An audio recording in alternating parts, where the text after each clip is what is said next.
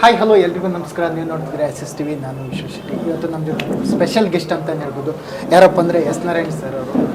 S Narayan sir ಬಗ್ಗೆ ಹೇಳ್ಬೇಕಂದ್ರೆ ಇವತ್ತು 5D ರಿಲೀಸ್ ಆಗ್ತಿದೆ. ಅದು ಅವರ 50ನೇ ಚಿತ್ರ. ಬನ್ನಿ ಒಂದಿಷ್ಟು ಜರ್ನಿ ಬಗ್ಗೆ ಮಾತಾಡೋಣ, ಹಾಗೆ 5D ಚಿತ್ರದ ಬಗ್ಗೆ ಮಾತಾಡೋಣ. ಸರ್ ಹೇಗಿದ್ದೀರಿ ಸರ್? ಮೊದಲಾಗಿ ಹೇಗಿದ್ದೀರಾ ಸರ್?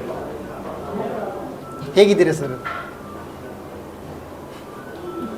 ಯಾಕೆ ಸರ್ ಅಲ್ಲಕ್ಕೂ ನೀವು ನಾನು ನೋಡ್ತಾ ಇದ್ದೀರಾ ಹೇಗಿದ್ದೀರಾ ಅಂದರೆ ಅದು ಒಂದು ನಾನು ಹೇಗಿದ್ದೀನಿ ಅಂತ ನೀವು ಹೇಳ್ಬೇಕಪ್ಪ. ಅಲ್ಲ, ಒಂದು ಕ್ಯಾಶುವಲ್ ಮೀಟ್ ಆದಾಗ ಕೇಳ್ಬೋದು ಸರ್, ಅದಕ್ಕೋಸ್ಕರ ಕೇಳಿದೆ. ಓಕೆ, ಹೇಗಿದ್ದೀರಾ ಸರ್? ತಮಾಷೆ ಬೇಡ. ಹೇಗಿದ್ದೀರಾ ಸರ್? ಥ್ಯಾಂಕ್ ಯು, ಚೆನ್ನಾಗಿದ್ದೀನಿ. Okay, congratulation. ಯಾಕಂದರೆ ಒಂದು 50ನೇ ಚಿತ್ರ 5D ಆಗ್ತಿದೆ.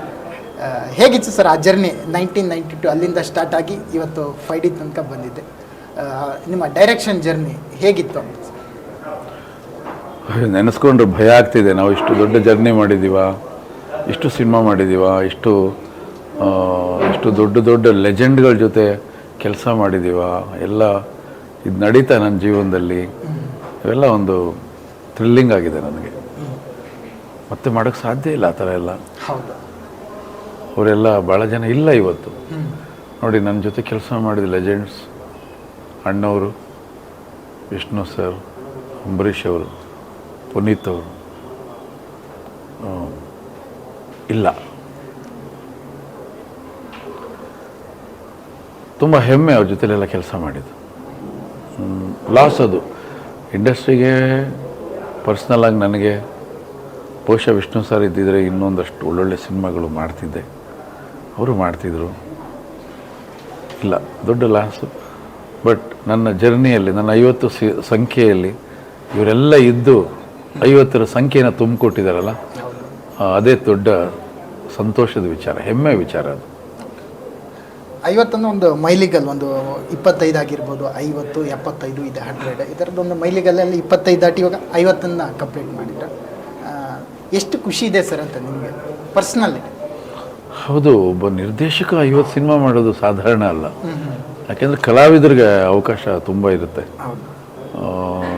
ದೊಡ್ಡಣ್ಣವರು 800 ಸಿನಿಮಾ ಮಾಡಿದ್ದಾರೆ, ಶೋಭರಾಜ್ ಅವರು 600 ಸಿನಿಮಾ ಮಾಡಿದ್ದಾರೆ. ಈ ಥರ 600, 500, 400 ಆರ್ಟಿಸ್ಟ್ಗಳು ಮಾಡ್ತಾರೆ. ನಿರ್ದೇಶಕರು 10 ದಾಟಿದ್ರೆ ದೊಡ್ಡ ಸಾಧನೆ ಅದು. ಮೊದಲೆಲ್ಲ ಮಾಡ್ತಿದ್ರು, ಒಂದು 25-30 ಸಿನಿಮಾವರೆಗೂ ಬರ್ತಾಯಿದ್ರು. ನನ್ನ ಗುರುಗಳು ಮಾಡಿದ್ರು, 50 ಸಿನಿಮಾ ಮುಗಿಸಿದ್ರು. ಬಟ್ ಈ ಜನ್ರೇಷನ್ಗೆ, ನನ್ನ ಜನ್ರೇಷನ್ಗೆ 50 ನನಗೆ ಸಿಕ್ಕಂಥ ಅದೃಷ್ಟ, ನನಗೆ ಸಿಕ್ಕಂಥ ಒಂದು ಪ್ರೋತ್ಸಾಹ, ನನ್ನನ್ನು ಚಿತ್ರರಂಗ ದುಡಿಸ್ಕೊಂಡಿದ್ದ ರೀತಿ, ನನ್ನನ್ನು ಬೆಳೆಸ್ಕೊಂಡಿದ್ದ ರೀತಿ, ನನ್ನನ್ನು ಬಳಸ್ಕೊಂಡ ರೀತಿ ಎಲ್ಲವೂ ಕೂಡ ಗ್ರೇಟ್. ಆ್ಯಂಡ್ ಥ್ಯಾಂಕ್ಸ್ ಎಲ್ಲರಿಗೂ ಕೂಡ ಥ್ಯಾಂಕ್ಸ್. ಒಬ್ಬ ನಿರ್ದೇಶಕ 50 ಅನ್ನೋದು ನಿಜಕ್ಕೂ ದೊಡ್ಡ ಸಾಧನೆ ಅದು.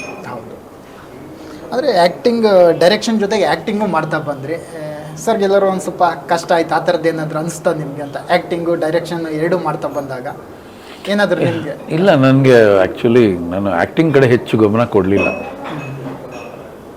ಹೆಚ್ಚು ಗಮನ ಕೊಟ್ಟಿದ್ರೆ ಬಹುಶಃ ನಾನು ಮಾಡಿರೋ ಸಿನಿಮಾಲೆಲ್ಲ ನಾನು ಇರ್ತಿದ್ದೆ.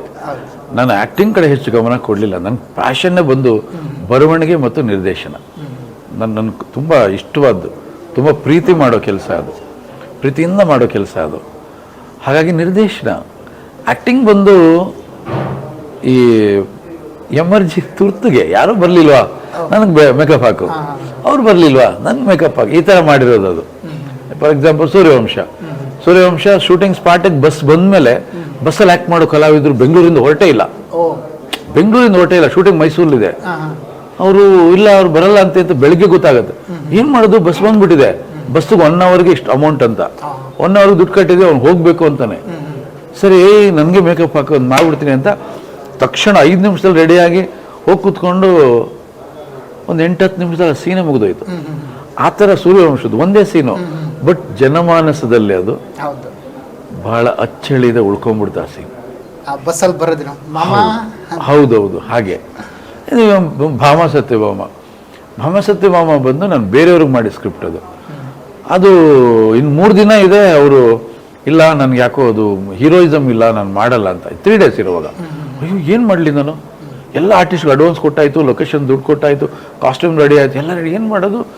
ಸರಿ, ಒಂದಿನ ಹಂಗೆ ಟೆನ್ಷನ್ ಆಯಿತು. ಅವರು ಇವನ್ನೆಲ್ಲ ಟ್ರೈ ಮಾಡಿದ್ವಿ, ಯಾರೂ ಸಿಗಲಿಲ್ಲ. ಸರಿ, ನನಗೆ ಬಟ್ಟೆ ಹೊಲಿಯಪ್ಪ ನಾನೇ ಆ್ಯಕ್ಟ್ ಮಾಡ್ತೀನಿ ಅಂದೆ ಅಷ್ಟೇ. ಆ ಪಿಕ್ಚರ್ ಆ್ಯಕ್ಟ್ ಮಾಡಿದೆ 100 ಡೇಸ್ ಆಗ್ಬಿಡ್ತು. ಆ ಪಿಕ್ಚರು ಒಳ್ಳೆ ಹೆಸರು ಬಂತು. ಅದನ್ನು ನೋಡಿ ಅದಾದಮೇಲೆ ನನ್ನವಳು ಮಾಡಿದೆ. ಇದನ್ನು ನೋಡಿ ಕುರಿಗಳು ಕರೆದ್ರು, ಅವ್ರು ಕುರಿಗಳು ಮಾಡಿಸಿದ್ರು, ಕುರಿಗಳು ಕೋತಿಗಳು ಕತ್ತೆಗಳು ಹಿಂಗೆ ಈ ಥರ ಆಯ್ತೇ ಹೊರತು ಆ್ಯಕ್ಟಿಂಗ್ ಅನ್ನೋದು ನನಗೆ ಅಷ್ಟೊಂದು ಪ್ರಾಮುಖ್ಯತೆ ಕೊಡಲಿಲ್ಲ ನಾನು. ಬಟ್ ಬಂದ ಅವಕಾಶ ಚೆನ್ನಾಗಿ ಉಪಯೋಗಿಸ್ಕೋತಾ ಇದ್ದೆ. ಅದ್ರಲ್ಲಿ ನಾನು ಚೆನ್ನಾಗಿ ಜನರು ಕೂಡ ಅಷ್ಟೇ ನಿಮ್ಮ ಆ್ಯಕ್ಟಿಂಗ್ ಪ್ರೀತಿಸ್ತಾ ಇದ್ರು. ಹೌದು, ಕಾಮಿಡಿ ಆಗಿರ್ಬೋದು, ಸಿಕ್ಕಾಬಟ್ಟೆ. ಆ ಸೀನಲ್ಲಿ ಒಂದು ಇತ್ತಂದ್ರೆ ಅದರಲ್ಲಿ ಎಸ್ ನಾರಾಯಣ್ ಸರ್ ಇರಬೇಕು, ಇದ್ದಿದ್ರೆ ಚೆನ್ನಾಗಿರ್ತಿದ್ದು, ಇದ್ದು ಚೆನ್ನಾಗಾಯ್ತು, ಆ ಥರದ್ದೆಲ್ಲ ಕೇಳಿ ಬಂದಾಗ ನಿಮ್ಗೆ ಏನು ಅನಿಸ್ತಾವ ಇದು ಮಾಡೋದಕ್ಕೂ ಸಾರ್ಥಕ ಆಯ್ತು? ಹೌದು, ನೋಡಿ, ಯಾರೇ ಸಿನಿಮಾ ಮಾಡಲಿ ಜನ ಮೆಚ್ಚಬೇಕು. ಹೌದು, ಯಾರೇ ಬಣ್ಣ ಹಚ್ಕೊಂಡು ಆ್ಯಕ್ಟ್ ಮಾಡಲಿ ಜನ ಮೆಚ್ಚಬೇಕು. ಯಾರು ಜನನ ಮೆಚ್ಚಿಸ್ತಾನೆ ಅವ್ನು ಜನನಾಯಕ ಆಗ್ತಾನೆ. ಜನನ ಮೆಚ್ಚಿಸ್ದೇ ಇರೋನು ಸುಮ್ಮನೆ ನಾನು ಮಾಡಿದೆ ಅಂತ ಹೇಳ್ಕೋಬೇಕಷ್ಟೆ. ಎರಡು ವಿಧ ಇದೆ ಸಿನಿಮಾದಲ್ಲಿ. ಸರ್ ನೀವು ಆ ಪಿಕ್ಚರ್ ಆ್ಯಕ್ಟ್ ಮಾಡಿದ್ದೀರಲ್ವಾ ಅಂತ ಕೇಳೋದು. ಇನ್ನೊಂದು ಅವ್ನು ಓಡಾಡ್ತಾನೆ ಇರ್ತಾನೆ, ನಾನು ಗುರುತಿಸ್ತಾರ ಅಂತ. ಆಮೇಲೆ ಅವನೇ ಬಂದು, ಸರ್ ನಾನು ಯಾರು ಗೊತ್ತಾಯ್ತಾ? ಯಾರಪ್ಪ? ಆ ಪಿಕ್ಚರ್ ಆ್ಯಕ್ಟ್ ಮಾಡಿದ್ದೆ ಸರ್. ಎರಡು ವಿಧ ಇದೆ. ಬಟ್ ಜನ ಮೊದಲನೇ ವಿಧಕ್ಕೆ ನಮ್ಮನ್ನೆಲ್ಲ ಆ ಸ್ಥಾನದಲ್ಲಿ ಕೂರಿಸಿದ್ದಾರೆ ಅಂದರೆ ನಾವು ಪುಣ್ಯವಂತರು ಅಲ್ವೇ? ಗುರ್ಸ್ದಾಗ ಏನಾದ್ರು ನಾವು ಮಾಡಿರೋ ಕೆಲಸ ಸಾರ್ಥಕ ಆಯ್ತು ಅಂತ ಅನ್ಸುತ್ತೆ. ಆ ಮೂಮೆಂಟ್ ತೃಪ್ತಿ ಆಗತ್ತಲ್ವಾ? ಪ್ರತಿ ಕೆಲಸದಲ್ಲೂ ಕೂಡ ನಮಗೆ ತೃಪ್ತಿ ಸಿಗಬೇಕು. ನಾವು ಮಾಡಿದ ಕೆಲಸ ನಮ್ಗೆ ತೃಪ್ತಿ ಸಿಗಬೇಕು. ಆವಾಗಲೇ ನಮಗೆ ಖುಷಿ ಆಗೋದು. ಅವ್ನು ರೆಕಗ್ನೈಸ್ ಮಾಡಿದಾಗ ಖುಷಿ ಆಗೋದು. ನಾವು ಯಾವುದೋ ಒಂದು ಸೀನು, ಫಾರ್ ಎಕ್ಸಾಂಪಲ್ ಈಗ ಸೂರ್ಯವಂಶ ತಗೊಳ್ಳಿ, ಹೀಗೇ ಹೋದರೆ ಪಾಂಡವಪುರ ಬರುತ್ತಾ, ಅದು ಸುಮ್ಮನೆ ಕ್ಯಾಜುವಲ್ ಇರುತ್ತೆ. ಪಾಂಡವಪುರ ಬರೆದಾಗ ಅಡ್ರೆಸ್ ಕೇಳ್ತಾರೆ, ಸುಮ್ಮನೆ ಸ್ಪಾಂಟೇನಿಯಸ್ ಆಗಿ ಯಾಕೆ ಹಿಂಗೆ ಮಾಡಬಾರ್ದು, ಮಾಡೋದು ಚೆನ್ನಾಗಿರುತ್ತಲ್ಲ ಅಂದ್ಬಿಟ್ಟು ಹೀಗೇ ಹೋದ್ರೆ ಪಾಂಡವಪುರ ಬರುತ್ತೆ, ಹೀಗೆ ಹೋದ್ರೆ ಕೈನೋ ಬರುತ್ತೆ, ಅದು ಪಂಚಾಗೋಯ್ತು. ಹಾಗೆ ನಾವು ಅದನ್ನು ಎಷ್ಟು ಅನುಭವಿಸ್ತೀವಿ, ದೃಶ್ಯಗಳನ್ನು ಎಷ್ಟು ಅನುಭವಿಸ್ತೀವಿ, ಪಾತ್ರಗಳನ್ನು ಎಷ್ಟು ಅನುಭವಿಸ್ತೀವಿ, ಅಷ್ಟು ಅದರಲ್ಲಿ ಪೂರ್ಣತೆ ಬರ್ತಾ ಇರುತ್ತೆ. ತಲ್ಲೀನತೆ ಬೇಕು ಅದರಲ್ಲಿ. ಓಕೆ, ಇವಾಗ 5D ಏನು ಸರ್ ಅಂತ? 5D ಅಂದರೆ ಏನು ಅಂತ? 5D ಅಂದರೆ ಸಿನಿಮಾ ಟೈಟಲ್ ಅಂದರೆ ಸಸ್ಪೆನ್ಸ್ ಸಿನಿಮಾ. ಅದು ಏನಕ್ಕೆ 5D ಇಟ್ರಿ ಅಂತ ನೀವು ಪ್ರಶ್ನೆ ಅಲ್ವಾ? ಬೇರೆ ಏನೋ ಇಡ್ಬೋದಾಗಿತ್ತಲ್ಲ. ಕರೆಕ್ಟ್. ತುಂಬ ಜನ ಈ ಪ್ರಶ್ನೆ ಕೇಳಿದ್ರು, ಏನಕ್ಕೆ 5D ಇಟ್ಟರು? ಸಿನಿಮಾ ನೋಡಿದ ಮೇಲೆ ಅದಕ್ಕೆ ಉತ್ತರ ಸಿಗುತ್ತೆ. ಯಾತಕ್ಕೆ ಇಟ್ಟರು ಈ ಟೈಟ್ಲ್ ಅಂತ. ನಾವು 3D ಸಹಜವಾಗಿ 3D 5D ಕ್ಯಾಮ್ರಾ ಬಂದಿದೆ, 5D ಕ್ಯಾಮ್ರಾ ಅಂತಿದೆ, 5D ಪಿಕ್ಚರ್ ಬಂದಿದೆಯಲ್ಲ. ಏನು 5D ಅಂದರೆ ಏನು? ಪಿಕ್ಚರ್ ನೋಡಿ, ಪಿಕ್ಚರಲ್ಲಿ ಯಾಕೆ ಟೈಟ್ಲ್ ಇಟ್ಟು ಅನ್ನೋದು ಗೊತ್ತಾಗುತ್ತೆ. ಆದಿತ್ಯ ಅವ್ರದ್ದು ಕೂಡ ಒಂದು 25ನೇ ಚಿತ್ರ ಇದು. ಒಂದು ನಿಮ್ದು 50 ಆದರೆ ಅವ್ರದ್ದೊಂದು 25ನೇ ಜರ್ನಿ. ಒಂದು ಸಿನಿಮಾ ಸಹಜವಾಗಿ ಕಂಪ್ಲೀಟ್ ಆಗುತ್ತೆ. ಯಾಕೆ ಆದಿತ್ಯ ಅವ್ರನ್ನೇ ಯಾಕೆ ಸೆಲೆಕ್ಟ್ ಮಾಡಿದ್ರಿ ಅಂತ? ಹೇಗೆ? ಇಲ್ಲ, ಆ್ಯಕ್ಚುಲಿ ಪ್ರೊಡ್ಯೂಸರ್ ನನ್ನ ಹತ್ರ ಬರೋಕ್ಕೆ ಮೊದಲು ಅವ್ರ ಮೈಂಡಲ್ಲಿ ಆದಿತ್ಯ ಅವರಿದ್ದರು. ಅವರು ಈ ಕಾನ್ಸೆಪ್ಟ್ ತೊಗೊಂಬಂದರು, ಇಷ್ಟು ಕಾನ್ಸೆಪ್ಟ್ ಅದು ತೊಗೊಂಬಂದರು. ಆದಿತ್ಯ ಬೇಕು ಸರ್, ಇದು ಮಾಡಿಸ್ಬೇಕು, ಇದು ರೀ, ಇದು ಸಿನಿಮಾ ಆಗಲ್ಲ ರೀ, ಇದು ಸಿನಿಮಾ ಸಾಲಲ್ಲ ರೀ, ತುಂಬ ಸಣ್ಣದಿದೆ ಸರ್, ಏನೋ ಮಾಡಿ ಸರ್. ಆದಿತ್ಯ ಅವ್ರನ್ನ ಇಟ್ಕೊಂಡು ನಾನು ಸಿನಿಮಾ ಮಾಡ್ಬೇಕು ಸರ್. ಆಯಿತು, ಕೂತ್ಕೊಂಡು ನಾವು ಏನು ಮಾಡಿದ್ವಿ, ಇದನ್ನು ಹೀಗೆ ಮಾಡಿದ್ವಿ. ಹಾಗೆ ಮಾಡಿ ಟೈಟ್ ಮಾಡಿ ಆದಿತ್ಯ ಅವರಿಗೆ ಸ್ಕ್ರಿಪ್ಟ್ ಮಾಡಿ ಆಮೇಲೆ ಆದಿತ್ಯ ಅವ್ರನ್ನ ಅಪ್ರೋಚ್ ಆಗಿದ್ದು. ಬಿಕಾಸ್ ಆದಿತ್ಯ ಒಬ್ರು ಹೀರೋ, ಬಟ್ ನನಗವರು ನನ್ನ ಗುರುಗಳ ಪುತ್ರ, ನನ್ನ ಗುರುಗಳ ಮಗ ಅವರು ಆ್ಯಕ್ಚುಲಿ ಅವ್ರ ಮೊದಲನೇ ಸಿನಿಮಾನ ನಾನು ಚಂದ್ರಚಕೋರಿಗೆ ಅವ್ರನ್ನ ಕೇಳಿದ್ದೆ. ಸಮಯದ ಅಭಾವದಿಂದ ಇಲ್ಲ, ಅವ್ರು ಬೇರೆ ಸಿನಿಮಾ ಪ್ರಿಪೇರ್ ಆಗ್ಬಿಟ್ಟಿದ್ದು. ಅವರು ಮೊದಲನೇ ಸಿನಿಮಾಗೆ ಪ್ರಿಪೇರ್ ಆಗಿದ್ರು. ಅದಾದಮೇಲೆ ತುಂಬ ಸಲ ಅವ್ರ ಜೊತೆಲಿ ಸಿನಿಮಾ ಮಾಡಬೇಕು ಅಂದ್ಕೊಂಡು ಆಗಲಿಲ್ಲ. ನಾನಿವಾಗ ಈ ಸಿನಿಮಾ ಕರಿಬೇಕು ಅಂದರೆ ನಾರಾಯಣ್ ಸರ್ ಕರೀತಾರೆ ಅಂತ ಅವರು ಬಂದ್ಬಿಡ್ತಾರೆ ನಂಬಿ. ಆದರೆ ಏನಿದೆ ಇಲ್ಲಿ ಅವರಿಗೆ ಮೆಟೀರಿಯಲ್ ಏನಿದೆ, ನಾನು ಏನು ಮಾಡಿಕೊಡ್ತಾ ಇದ್ದೀನಿ. ಹಾಗಾಗಿ ಮೊದಲು ಹೂರ್ಣ ರೆಡಿ ಮಾಡಿಕೊಂಡೆ, ಗಟ್ಟಿಯಾಗಿ ಹೂರ್ಣ ರೆಡಿ ಮಾಡಿಕೊಂಡು ಒಳ್ಳೆ ಗ್ರಿಪ್ ಆದ ಸ್ಕ್ರೀನ್ ಪ್ಲೇ ಮಾಡಿಕೊಂಡು ಹೀರೋಗೆ ಬೇಕಂತ ಎಲ್ಲ ಮೆಟೀರಿಯಲ್ ರೆಡಿ ಮಾಡ್ಕೊಂಡು ಆಮೇಲೆ ನಾವು ಅವ್ರನ್ನ ಅಪ್ರೋಚ್ ಆದ್ವಿ. ಅಪ್ರೋಚ್ ಆದಾಗ ಕಥೆ ಏನು, ಹೀರೋಯಿನ್ ಯಾರು, ಪ್ರೊಡ್ಯೂಸರ್ ಯಾರು ಏನೂ ಕೇಳಿಲ್ಲ. ನಾರಾಯಣ್ ಸರ್ ಫೋನ್ ಮಾಡಿದಾರ, ಡೇಟ್ ಯಾವಾಗ ಬೇಕು, ಇಷ್ಟೇ ಅವ್ರು ಕೇಳಿದ್ದು. ನನ್ನ ಪೇಮೆಂಟ್ ಇಷ್ಟು, ಅದು ಇದು ಏನೂ ಕೇಳಿಲ್ಲ. ಸರ್ಗೆ ಡೇಟ್ ಯಾವಾಗ ಬೇಕು, ನಂಬರ್ ಕೊಡಿ, ನಾನೇ ಮಾತಾಡ್ತೀನಿ. ಫೋನ್ ಮಾಡಿದ್ರು, ಸರ್ ನಾನು ತುಂಬ ಖುಷಿಯಾಗಿದೆ ನೀವು ಫೋನ್ ಮಾಡಿದ್ರು, ನಿಮ್ಮ ಡೇಟ್ ಯಾವಾಗ ಬೇಕು ಹೇಳಿ, ನಾನು ಬಂದು ನಿಮ್ಮ ಜೊತೆ ವರ್ಕ್ ಮಾಡ್ತೀನಿ. ನಂಗೆ ಭಾಳ ಸಂತೋಷ ಆಯಿತು. ಯಾಕೆಂದರೆ ಅವರು ಕತೆ ಕೇಳಿ ನಿರ್ಧಾರ ಮಾಡ್ಬೋದಾಗಿತ್ತು, ಸಂಭಾವನೆ ಮಾತಾಡಿ ನಿರ್ಧಾರ ಮಾಡ್ಬೋದಾಗಿತ್ತು. ಅದೆರಡಕ್ಕೂ ಅಷ್ಟು ಪ್ರಾಮುಖ್ಯತೆ ಕೊಡಲಿಲ್ಲ ಅವರು. ಬ್ರ್ಯಾಂಡ್ ಎಸ್ ನಾರಾಯಣ್ ಸರ್ ಅಂತಿದ್ರು ಆ ಬ್ರ್ಯಾಂಡ್. ನನಗದು ತುಂಬ ಖುಷಿ ಆಯಿತು. ಜವಾಬ್ದಾರಿ ಆಗೋದು, ಇವು ಎಷ್ಟು ಬ್ಲೈಂಡಾಗಿ ಬಂದು ಒಪ್ಕೊಂಡು ಸಿನಿಮಾ ಮಾಡ್ತಿದ್ದಾರೆ, ಚೆನ್ನಾಗಿ ಮಾಡಬೇಕು, ತುಂಬ ಚೆನ್ನಾಗಿ ಮಾಡಬೇಕು ಅಂಥೇಳಿ ತಕ್ಷಣ ಆಮೇಲೆ ಮೀಟ್ ಮಾಡಿ ನಾನು ಸುಮ್ಮನೆ ಒಂದು ನನ್ನ ತೃಪ್ತಿಗೆ ಸಣ್ಣದಾಗಿ ನರೇಟ್ ಮಾಡಿದೆ. ಅವರು ಬೇಡ ಬೇಡ ಅಂದರು. ಇಲ್ಲ, ಸುಮ್ಮನೆ ನಿಮ್ಮ ಮೈಂಡಿಗೆ ಹೋಗಲಿ, ಪಾತ್ರ ಏನು ಅಂತ ಮೈಂಡ್ಗೆ ಹೋಗಲಿ, ನೀವು ಅದರಲ್ಲೇ ಓಡಾಡಿ, ಆ ಹ್ಯಾಂಗ್ ಓವರ್ ಓಡಾಡ್ತೀರಿ ಅಂತೇಳಿ ಸುಮ್ಮನೆ ಹುಳ ಬಿಟ್ಟೆ ತಲೆ ಒಳಗೆ. ಅವ್ರಿಗೆ ಅದರಲ್ಲೇ ಇದರಲ್ಲೇ ಇದ್ದರು ಅವರು. 1.5 ತಿಂಗಳು ಆ ಹ್ಯಾಂಗ್ ಓವರ್ಲಿದ್ದು. ಆಮೇಲೆ ಕರ್ಸಿ ಶೂಟಿಂಗ್ ಮಾಡಿದೆ ನಾನು. ನಿಮ್ಮ ಗುರುಗಳಾದಂಥವ್ರು ಅವ್ರು ಏನಂದ್ರು ಅಂತ? ಅವರು ಪಾಪ ಏನೂ ಗೊತ್ತಿಲ್ಲ, ಅವ್ರಿಗೆ ಏನೂ ಕೇಳೂ ಇಲ್ಲ, ನನಗೆ ಏನೂ ಕೇಳಿಲ್ಲ. ಅವ್ರ ಮಗನಿಗೆ ಹೇಳಿದ್ದಾರೆ. ಆ್ಯಕ್ಚುಲಿ ನಾನೇನು ಅವ್ರಿಗೆ ಹೊಸಬ ಅಲ್ಲ. ಅವರು ಈ ಕುರಿಗಳು ಕೋತಿಗಳು ಕತೆಗಳು ಸಿನಿಮಾಗೆ ಪ್ರೊಡ್ಯೂಸರ್ ಅವರು. ದಿನ ಸ್ಪಾಟಿಗೆ ಬರೋರು. ಆಮೇಲೆ ನಾನು ಆ ಪಿಕ್ಚರ್ಲಿ ಆ್ಯಕ್ಟ್ ಮಾಡ್ತಿದ್ದೆ. ನನ್ನ ಚೆನ್ನಾಗಿ ನೋಡ್ಕೊಳ್ಳೋರು, ಒಳ್ಳೆ ಊಟ ತರಿಸೋರು, ಚೆನ್ನಾಗಿ ನೋಡ್ಕೊಳ್ಳೋರು, ನಂಗೆ ತುಂಬ ಪರಿಚಯನೇ. ಆದರೆ ಅವ್ರ ತಂದೆ ನನ್ನ ಗುರುಗಳು ಅವ್ರಿಗೆ ಏನು ಹೇಳಿದ್ರು, ನೋಡಪ್ಪ ಹುಷಾರು, ತುಂಬ ಶಿಸ್ತು, ಜೋಪಾನವಾಗಿ ಮಾಡು ಅಂತ ಹೇಳಿ ಕಳಿಸ್ತಿದ್ದಾರೆ ಅಷ್ಟೇ. ಪಾಪ ಸುಮ್ಮನೆ ಹೇಳ್ಬಾರ್ದು. ಒಂದು ದಿನ ಒಂದು ಸಾಸಿವೆ ಕಾಳಿನಷ್ಟು ತೊಂದರೆ ಕೊಟ್ಟಿಲ್ಲ. ಸಾಸಿವೆ ಕಾಳಿನಷ್ಟು ಹೇಳಿ ಟೈಮ್ ಬರ್ತಾಯಿದ್ರು, ಏನು ಹೇಳ್ತೀನೋ ಅದನ್ನು ಮಾಡ್ತಾಯಿದ್ರು. ಕಳಿಸ್ದಾಗ ಹೋಗ್ತಾಯಿದ್ರು ಮನೆಗೆ. ಅಷ್ಟು ಒಬಿಡಿಯಂಟ್ ಸ್ಟೂಡೆಂಟ್ ಆಗಿದ್ರು. ತುಂಬ ಖುಷಿ ಆಯಿತು. ಹೀರೋ ಅಂದಾಗ ಹೀಗಿರ್ಬೇಕಪ್ಪ ಅಂದಾಗ ನೆನಪಾಗೋದು ನಮ್ಮ ಆದಿತ್ಯ ಅವರು. ನಿಮ್ಗೆ ಏನು ಅನ್ಸುತ್ತೆ ಅವ್ರ ಬಗ್ಗೆ ಒಪಿನಿಯನ್? ಇಲ್ಲ, ಆದಿತ್ಯ ಬಂದ್ಬಿಟ್ಟು ಸ್ಟಫ್ ಇರೋ ಅಂಥ ಹೀರೋ. ಅಂದರೆ ಎಲ್ಲ ಥರದ ಟ್ಯಾಲೆಂಟ್ ಇರ್ತಕ್ಕಂಥ ಒಬ್ಬ ಆ್ಯಕ್ಷನ್ ಹೀರೋ. ಅವರಿಗೆ ಸರಿಯಾದ ಸಿನಿಮಾಗಳು, ಸರಿಯಾದ ಅವ್ರಿಗೆ ಸಿಗಬೇಕಾದ ಸ್ಥಾನ ಇನ್ನೂ ಸಿಕ್ಕಿಲ್ಲ ಅಂತ ನನ್ನ ಪ್ರಕಾರ. ಯಾಕೆಂದ್ರೆ ಅವರು ಒಳ್ಳೆ ಫಿಸಿಕ್ ಇದೆ, ಹೈಟ್ ಇದೆ, ಪರ್ಫಾರ್ಮ್ ಮಾಡೋ ಕೆಪಾಸಿಟಿ ಇದೆ, ಫೈಟ್ ಚೆನ್ನಾಗಿ ಮಾಡ್ತಾರೆ, ಪರ್ಫಾರ್ಮೆನ್ಸ್ ತುಂಬ ಚೆನ್ನಾಗಿ ಮಾಡ್ತಾರೆ. ಆಮೇಲೆ ನ್ಯಾಚುರಲ್ ಆಗಿರುತ್ತೆ ಅವ್ರ ಆ್ಯಕ್ಟಿಂಗ್. ತುಂಬ ಡ್ರಾಮಟೈಸ್ ಇರಲ್ಲ. ನಾವು ಆರಂಭದಲ್ಲಿ ಅನಂತ್ನಾಗ್ ಅವ್ರು ಬಂದಾಗ ಅವ್ರ ಸಿನಿಮಾಗಳು ನೋಡ್ತಿದ್ವಿ. ಅವ್ರ ನ್ಯಾಚುರಲ್ ಪರ್ಫಾರ್ಮೆನ್ಸ್ ಅವ್ರದ್ದು, ಓವರ್ ಆ್ಯಕ್ಟ್ ಮಾಡ್ತಿರಲಿಲ್ಲ. ಅಂಥದ್ರಲ್ಲಿ ಆ ಥರದ ಒಂದು ಹೀರೋಗಳಲ್ಲಿ ಒಂದು ಆ್ಯಕ್ಷನ್ ಓರಿಯೆಂಟೆಡ್ ಹೀರೋ. ಅವ್ರಿನ್ನೂ ಎತ್ತರಕ್ಕೆ ಬೆಳಿಬೇಕಾಗಿತ್ತು. ನಮ್ಮ ಆಸೆ ಅಷ್ಟೇ, ಅವ್ರು ಬೆಳಿಬೇಕು. ನಮ್ಮ ಹೀರೋಗಳ ಅವಶ್ಯಕತೆ ಇದೆ. ಕನ್ನಡ ಇಂಡಸ್ಟ್ರಿಗೆ ಹೀರೋಗಳ ಕೊರತೆ ಇದೆ, ಸಾಲೋದಿಲ್ಲ. ಹೀರೋರು ಸಾಲಲ್ಲ. 100 ಜನ ಪ್ರೊಡ್ಯೂಸರ್ ಇದ್ದಾರೆ, 4 ಜನ ಹೀರೋ ಇದ್ದಾರೆ, ಸಾಲಲ್ಲ. ನಮಗೊಂದು 10-12 ಜನ ಹೀರೋಗಳಿರಬೇಕು. ಹಾಗಾಗಿ ಆದಿ ಬೆಳಿಬೇಕು, ಚೆನ್ನಾಗಿ ಬೆಳಿಬೇಕು. 100 ಪ್ರೊಡ್ಯೂಸರ್ಗೆ ಅವರಿಂದ ಸಹಾಯ ಆಗಬೇಕು ಅಂತ ನನ್ನ ಆಸೆ. ನೀವು ಕೂಡ ಇದರಲ್ಲಿ ಪಾರ್ಟ್ ಮಾಡಿದ್ರ? Yes sir. ಇದು ಕೂಡ ಹೇಗಾಯ್ತು ಸರ್? ಇದು ಕಾಕತಾಳೀಯನ ಅಥವಾ? 100% ಕಾಕತಾಳೀಯ. ಯಾಕೆಂದರೆ ನಾವು ಬೇರೆಯವ್ರಿಗೆ ಕಾಸ್ಟ್ಯೂಮ್ ಎಲ್ಲ ಹೊಲಿಸ್ಬಿಟ್ಟಿದ್ವಿ. ಕಾಸ್ಟ್ಯೂಮ್ ಎಲ್ಲ ಹೊಲಿಸ್ಬಿಟ್ಟು ಮೆಜರ್ಮೆಂಟ್ ಇದು ಪೇಮೆಂಟ್ ಎಲ್ಲ ಮಾತಾಡಿ ಪೇಮೆಂಟ್ ಒಂದು ಕವರ್ಲ್ಲಿ ಹಾಕಿ ಇಟ್ಟಿದ್ವಿ. ಅವರು ನಾಳೆ ಹೇಳ್ತೀನಿ, ನೆಕ್ಸ್ಟ್ ವೀಕ್ ಹೇಳ್ತೀನಿ, ನಾಳೆ ಹೇಳ್ತೀನಿ, ನಾಳೆ ಶೂಟಿಂಗ್ ಬಂದೇ ಬಿಡ್ತು. ಏನು ಮಾಡೋದು ಏನೋ ಕೊನೆಯಲ್ಲಿ ಸರಿ ನಮ್ಮ ತಂಡದಲ್ಲಿ ಕೆಲವರು, ಸರ್ ಯಾಕೆ ಟ್ರೈ ಮಾಡಬಾರ್ದು ನೀವು? ಇಲ್ಲ, ಇದು ಸೀರಿಯಸ್ ಕ್ಯಾರೆಕ್ಟ್ರು, ನಾನು ಕಾಮಿಡಿ ಎಂಟರ್ಟೈನ್ ಮಾಡಿದ್ದೀನಿ ಆಡಿಯನ್ಸ್ಗೆ, ಸೀರಿಯಸ್ ಕ್ಯಾರೆಕ್ಟ್ರು ಕಷ್ಟ ಆಗ್ಬೋದು. ಇಲ್ಲ ಸರ್, ನೀವು ಮಾಡಿ ಚೆನ್ನಾಗಿರುತ್ತೆ ಅಂದರು. ನೋಡೋಣ, ಒಂದು ಸೀನ್ ಶೂಟ್ ಮಾಡೋಣ ಅಂತೇಳಿ ಒಂದು ಸೀನ್ ಶೂಟ್ ಮಾಡಿದೆ. ಶೂಟ್ ಮಾಡಿ ಎಡಿಟ್ ಮಾಡಿ ಬೇರೆಯವ್ರ ಒಪಿನಿಯನ್ ಕೇಳಿದೆ. ನನಗೆ ತುಂಬ ಪಾಸಿಟಿವ್ ಆಗಿ ಒಪಿನಿಯನ್ ಬಂತು.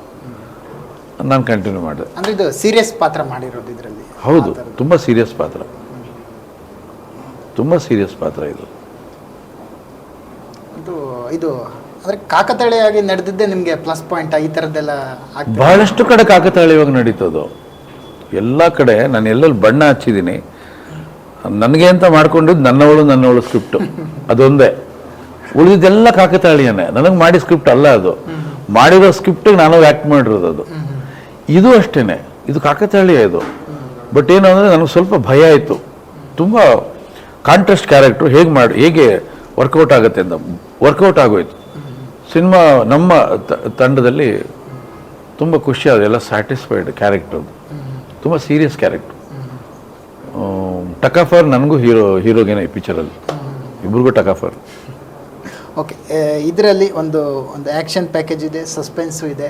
ಇನ್ನು ಏನು ನಾವು ನೋಡ್ಬೋದು ಈ 5 ಡೇಲ್ಲಿ? ಸಣ್ಣದಾಗಿ ಹೀಗೆ ಒಂದು ದೊಡ್ಡ ತಟ್ಟೆ ಒಳಗಡೆ ಹೆಂಗೆ ಉಪ್ಪಿನಕಾಯಿ ಸಣ್ಣದಾಗಿರುತ್ತೆ, ಅಥವಾ ಸಣ್ಣದಾಗಿ ಒಂದು ಹ್ಯೂಮರು ಇದೆ. ಲೈಟಾಗಿ ಗ್ಲ್ಯಾಮರು ಇದೆ. ಅದಿತಿ ಪ್ರಭುದೇವ ಇದ್ದಾರೆ, ನಿಮ್ಗೆ ಅಲ್ಲಲ್ಲಿ ಬಂದು ನಿಮ್ಗೊಂದು ಕಚಗುಳಿ ಕೊಟ್ಟೋಗ್ತಾರೆ. ತುಂಬ ಲವಲವಿಕೆಯಾದ ಕ್ಯಾರೆಕ್ಟರ್ ಅದೊಂದು ಇದಿದೆ. ಬಟ್ ಅದ್ಭುತವಾದ ಒಂದು ಸಂದೇಶ ಇದೆ, ಅದ್ಭುತವಾದ ಸಂದೇಶ. ನಮ್ಮ ದೇಶದ ಬಹುದೊಡ್ಡ ಸ್ಕ್ಯಾಮ್,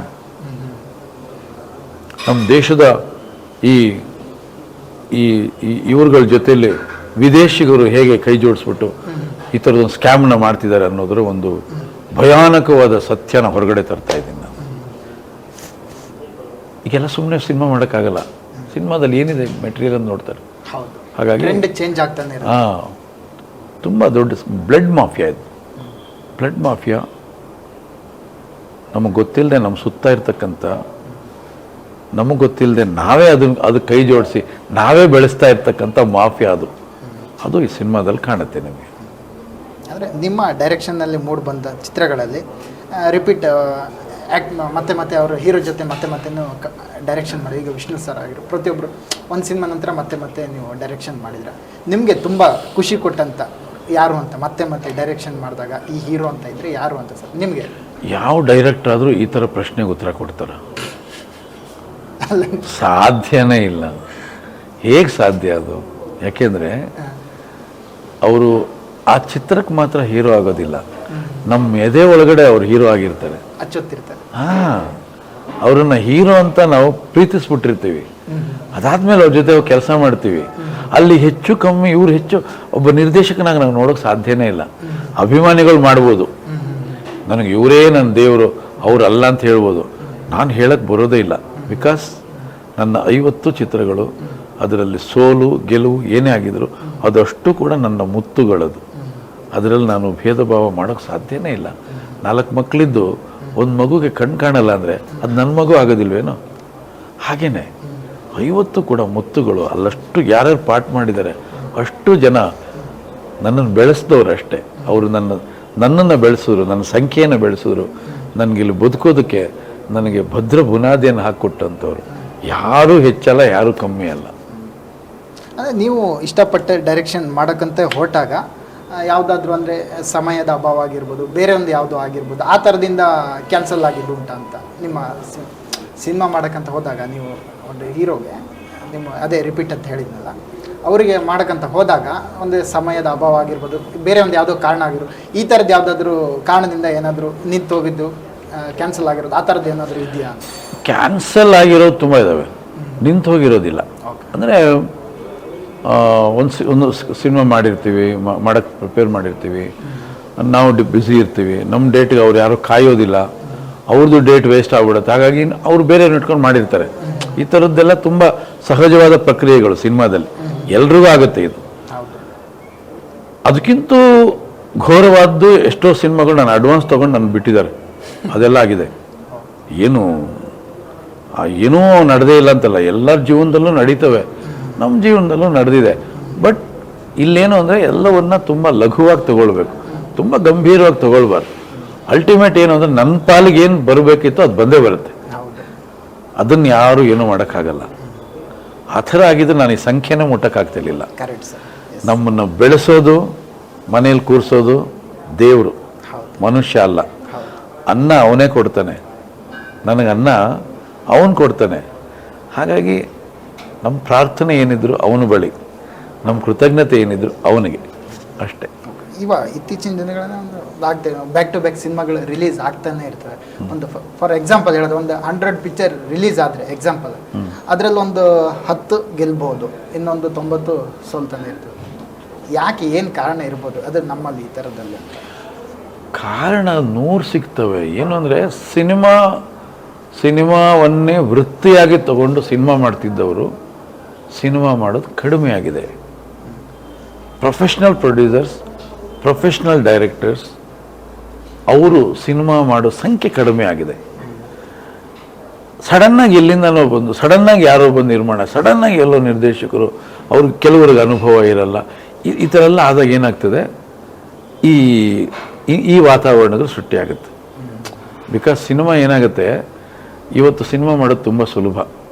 ಯಾಕೆಂದರೆ ನಿಮ್ಗೆ ಮಾನಿಟ್ರ್ ಇದೆ, ಮೊಬೈಲಲ್ಲೇ ಕ್ಯಾಮ್ರಾ ಇದೆ, ತುಂಬ ಈಸಿಯಾಗಿ ಸಿನಿಮಾ ಮಾಡ್ಬೋದು. ನೋಡಿ ಚೆನ್ನಾಗಿಲ್ವಾ ಡಿಲೀಟ್ ಮಾಡ್ಬಿಟ್ಟು ಇನ್ನೊಂದು ಸಲ ಮಾಡ್ಬೋದು. ಆವಾಗ ಆ ಥರ ಅಲ್ಲ, ನೆಗೆಟಿವ್ ತರಬೇಕು, ನೆಗೆಟಿವ್ ಬೆಲೆ ಜಾಸ್ತಿ, ಪ್ರೊಡ್ಯೂಸರ್ ಎಲ್ಲ ಹೋಗಿ ಬಡ್ಡಿಗೆ ದುಡ್ಡು ತರಬೇಕು. ಅವ್ರಿಗೊಂದು ಪ್ಯಾಷನ್ ಇತ್ತು, ಅವ್ರು ಪ್ರೋಗ್ರಾಮ್ ಹಾಕ್ತಿದ್ರು, ಕಲಾವಿದರಿಗೆ ಗೌರವ ಕೊಡ್ತಿದ್ರು, ಅವರೆಲ್ಲ ಕೂತ್ಕೊಂಡು ಚರ್ಚೆ ಮಾಡಿ ಸಿನಿಮಾ ಮಾಡ್ತಿದ್ರು. ಸಿನಿಮಾ ಅಂದರೆ ಅದೊಂದು ಸಂಭ್ರಮ ಇತ್ತು, ಸಿನಿಮಾದಲ್ಲಿ ಒಂದು ದೈವಿಕವಾದ ಒಂದು ಸಂಬಂಧ ಇತ್ತು. ಇವಾಗ ಅದೆಲ್ಲ ಇಲ್ಲ. ಹಾಗಾಗಿ ಇದನ್ನೆಲ್ಲ ಅನುಭವಿಸ್ತಾ ಇದ್ದೀವಿ ನಾವು. ಅಂದರೆ ಪರಿಹಾರ ಅಂದರೆ ಏನು ಅಂತ? ಏನಿಲ್ಲ, ಪರಿಹಾರ ಅಂದರೆ ಎಷ್ಟು ದಿನ ಮಾಡ್ತೀರಿ ಈ ಥರ ಸಿನಿಮಾ ನೀವು? ಫಾರ್ ಎಕ್ಸಾಂಪಲ್, ಯಾರೋ ಒಬ್ಬರು ಸಿನಿಮಾ ಮಾಡಿದರು, ಒಂದು ಮೊಬೈಲಲ್ಲೇ ಸಿನಿಮಾ ಮಾಡಿಬಿಟ್ಟಿದ್ದಾರೆ, ಅದರಲ್ಲಿ ಶೂಟ್ ಮಾಡಿದ್ದಾರೆ. ಅದನ್ನು ತಗೊಂಡೋಗಿ ಎಲ್ಲೆಲ್ಲೋ ಅದನ್ನು ಮ್ಯೂಸಿಕ್ ಮಾಡಿಸಿ, ಏನೋ ಡಬ್ಬಿಂಗ್ ಮಾಡಿಸಿ ತಗೊಂಡ್ಬಂದು ರಿಲೀಸ್ ಮಾಡ್ತಾರೆ. ಅದೆಲ್ಲ ಒಂದು ಶೋ, ಮಾರ್ನಿಂಗ್ ಶೋ ಆಯಿತು, ಮ್ಯಾಟ್ನಿಂಗ್ ಇಲ್ಲವೇ ಇಲ್ಲ ಸಿನಿಮಾ. ಅಂದರೆ ಏನಾಗುತ್ತೆ ಅಂದರೆ ಆ ಸಿನಿಮಾ ವ್ಯಾಲ್ಯೂನೇ ಹೊರಟೋಗ್ತಾ ಇದೆ, ಆ ಸಿನಿಮಾಗಿರ್ತಕ್ಕಂಥ ಒಂದು ಗೌರವ ಹೊರಟೋಗ್ತಾ ಇದೆ. ರಿಯಲ್ ಸಿನಿಮಾ ಮೇಕರ್ಸ್ ಮನೇಲಿ ಕೂತಿದ್ದಾರೆ, ಸುಮ್ಮನೆ ಪ್ಯಾಷನ್ಗಲ್ಲ, ಸುಮ್ಮನೆ ಒಂದು ತಮಾಷೆಗೆ ಸಿನಿಮಾ ಮಾಡ್ತಿದ್ದಾರೆ. ಗಂಭೀರತೆ, ಅದರಲ್ಲೊಂದು ಗಾಂಭೀರ್ಯತೆ ಇರುತ್ತೆ ಸಿನಿಮಾ ಮಾಡೋದ್ರಲ್ಲಿ, ಭಯ ಇರುತ್ತೆ, ಭಕ್ತಿ ಇರುತ್ತೆ, ಸಮಾಜದ ಮೇಲೆ ಕಮಿಟ್ಮೆಂಟ್ ಇರುತ್ತೆ. ಆ ಥರ ಸಿನಿಮಾಗಳು ಇವತ್ತಿಗೂ ಜೀವಂತವಾಗಿದ್ದಾವೆ. ಅವೆಲ್ಲ ಅದನ್ನು ಅಳಿಸಾಕೋಕ್ಕಾಗೋದೇ ಇಲ್ಲ. ಬಟ್ ಇಂಥ ಸಿನಿಮಾಗಳ ಸಂಖ್ಯೆ ಕಡಿಮೆ ಆದಾಗ ಆ ಥರ ಸಿನಿಮಾಗಳು ಮತ್ತೆ ಜೀವ ಬರುತ್ತೆ ಅದಕ್ಕೆ. ಇನ್ನು ಲಾಸ್ಟ್ ವಿಷ್ಣು ಸರ್ ಅವರು ಕೂಡ ಕೊನೆ ಚಿತ್ರ ನೀವು ನಿಮ್ಮ ಹತ್ರ ಮಾತಾಡಿದ್ರು ಅಂತ ಕೇಳ್ಬೇಕು, ಸಾಯಿಬಾಬನ ಆ ಥರ ಶಿರಡಿ.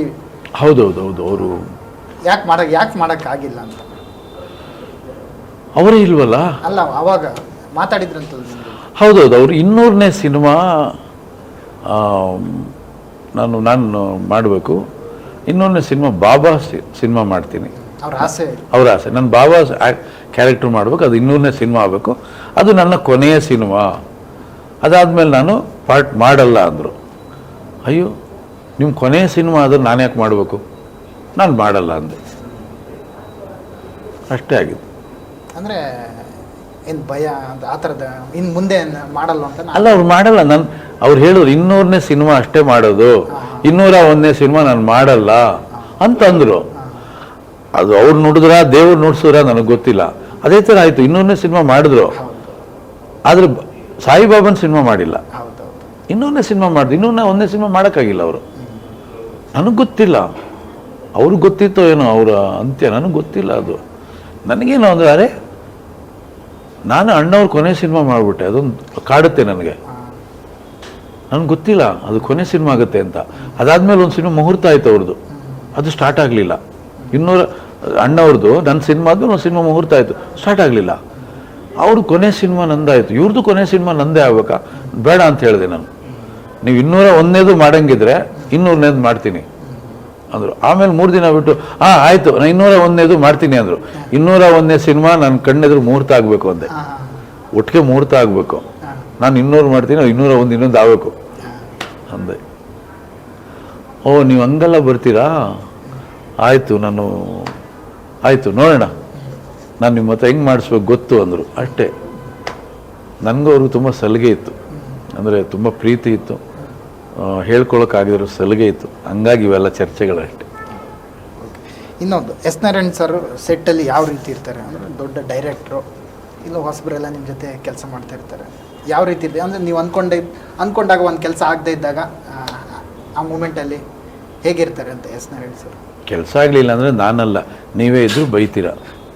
ಆದರೆ ದೊಡ್ಡ ಡೈರೆಕ್ಟ್ರು ಇಲ್ಲ, ಇಲ್ಲಿ ದೊಡ್ಡ ಡೈರೆಕ್ಟ್ರು ಚಿಕ್ಕ ಡೈರೆಕ್ಟ್ರು ಬರಲ್ಲ, ಡೈರೆಕ್ಟ್ರು ಅಷ್ಟೇ. ಆ ಡೈರೆಕ್ಷನ್ ಮಾಡುವಾಗ ಒಂದು ಶಿಸ್ತಿರಬೇಕು, ಡೈರೆಕ್ಷನ್ ಮಾಡುವಾಗ ಒಂದು ಸೀರಿಯಸ್ನೆಸ್ ಇರಬೇಕು, ಆವಾಗ ಡೈರೆಕ್ಟ್ ಮಾಡೋಕ್ಕೆ ಸಾಧ್ಯ. ಅದನ್ನೇನೋ ಒಂದು ಸಲ ತುಂಬ ಮಾಡೋಣ ಬಿಡು, ನೋಡೋಣ ಬಿಡು, ಆಗಲಿ ಬಿಡು ಅಂದ್ಕೊಂಡಿದ್ದಾಗ ಈ ಪ್ರೊಫೆಷನ್ಗೆ ಬರಬಾರ್ದು. ಅದನ್ನು ನಾನು ಹೇಳೋದು. ಹಾಗಾಗಿ ನಾನು ಸ್ವಲ್ಪ ಸೆಟ್ನಲ್ಲಿ ಶಿಸ್ತಿನಿಂದ ಇರ್ತೀನಿ, ಅದೆಲ್ಲರಿಗೂ ಗೊತ್ತಿರೋ ವಿಚಾರ. ಓಕೆ, ಓವರಾಲ್ ಎಲ್ಲ ಆಗಿದೆ, ರಿಲೀಸ್ಗೂ ರೆಡಿ ಆಗಿದೆ ನಿಮ್ಮ 5D ಚಿತ್ರ. ಕನ್ನಡ ಪ್ರೇಕ್ಷಕರಿಗೆ, ಅಭಿಮಾನಿಗಳಿಗೆ ಏನು ಹೇಳೋಕ್ಕೆ ಇಷ್ಟಪಡ್ತೀನಿ? ನನ್ನ ಸಮಸ್ತ ಕನ್ನಡ ಚಿತ್ರರಂಗದ ಕನ್ನಡ ಚಿತ್ರಗಳ ಅಭಿಮಾನಿಗಳಿಗೆ ನಾನು ಮೊದಲನೇದಾಗಿ ಧನ್ಯವಾದ ಹೇಳ್ತೀನಿ. ಯಾಕೆಂದರೆ 49 ಚಿತ್ರಗಳಾಗೋವರೆಗೂ ನನ್ನನ್ನು ಪ್ರೀತಿಯಿಂದ ಬೆನ್ನು ತಟ್ಟಿ ತಪ್ಪು ಮಾಡಿದಾಗ ಬೈದು ಎಲ್ಲ ಬೆಳೆಸಿದ್ದಾರೆ ಇವರು. ಹಾಗಾಗಿ ಈ 50ನೇ ಚಿತ್ರ ಅವರಿಗೆ ಸಮರ್ಪಣೆ ಮಾಡ್ತಾಯಿದ್ದೀನಿ, ಡೆಡಿಕೇಶನ್ ಟು ಅಭಿಮಾನಿಗಳಿಗೆ. ಹಾಗಾಗಿ ಅವರು ಮಡ್ಲಿಗೆ ಅರ್ಪಿಸ್ತಾ ಇದ್ದೀನಿ. 50ನೇ ಚಿತ್ರ ಯಶಸ್ವಿ ಆದರೆ ನನ್ನ ಜೀವನದಲ್ಲಿ ಅದಕ್ಕಿಂತ ದೊಡ್ಡ ಸಂತೋಷ, ಸಂಭ್ರಮ, ಪ್ರಶಸ್ತಿ ಇನ್ನೊಂದಿರೋಕ್ಕೆ ಸಾಧ್ಯ ಇಲ್ಲ ಅಂತ ಹೇಳಕ್ಕೆ ಇಷ್ಟಪಡ್ತೀನಿ. ಓಕೆ, ಇದಿಷ್ಟು 5D ಚಿತ್ರದ ನಿರ್ದೇಶಕರಾದಂಥ ಎಸ್ ನಾರಾಯಣ ಸರ್ ಅವರ ಮಾತಾಗಿದ್ದು. ಇದು 50 ಅಲ್ಲ 75, 100 ಹೀಗೆ ಕಂಟಿನ್ಯೂ ಆಗಲಿ, ಇದು ನಮ್ಮ wish sir. Thank you very much. Thank you so much. SSTV cinema ಜಗತ್ತಿನ ಕ್ಷಣ ಕ್ಷಣದ ಸುದ್ದಿಯೊಂದಿಗೆ.